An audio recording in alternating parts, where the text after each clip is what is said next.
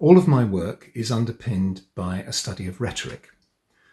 Now, these days, that word tends to have negative connotations. We think of rhetoric as writing or speaking that is intended to distort the truth, to deceive.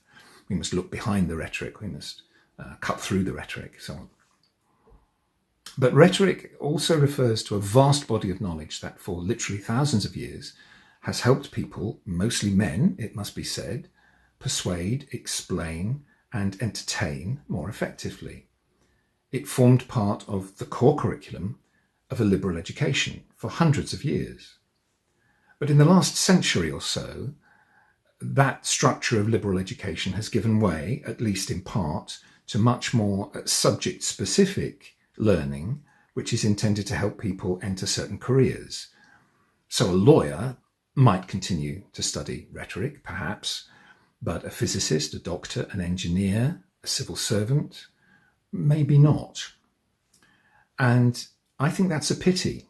As knowledge workers in the attention economy, we need to be able to communicate more effectively. And the skills of rhetoric help us to do that.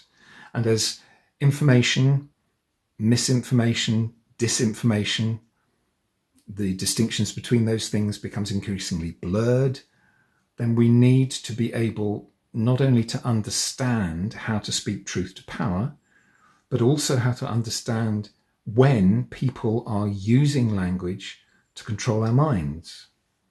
Rhetoric is the subject that helps us to do all of those things. That's why I join a large community, a global community of people who are interested in bringing back rhetoric, both as a subject of study and as a subject of practice.